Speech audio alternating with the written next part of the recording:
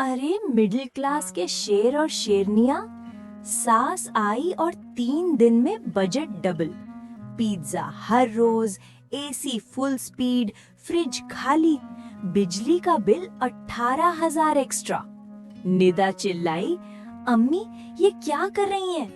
सास बोली, बेटा मैं मेहमान हूँ, खुशियाँ बांट रही हूँ। निदा ने खेल खेला, घरदारी का चैलेंज। 7 दिन 5,000 रुपए बजट, जो ज्यादा मजा देगा वो जीतेगा। सास पहले जोर से हंसी, मैं 40 साल से घर चलाया है।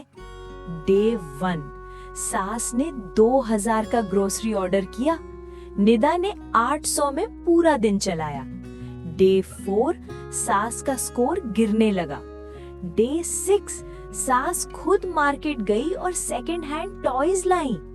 डे 7 सास जीत गई लेकिन रो पड़ी। सास ने निदा को गले लगाया और बोला, बेटी तूने मुझे 40 साल बाद सिखा दिया। पूरा घर रो पड़ा। बिलाल बोला, मेरी दोनों क्वींस एक टीम बन गई। ये थी निदा की कहानी, बीवी नंबर 3 का जादू। पूरी 35 minute emotional plus comedy film देखनी है?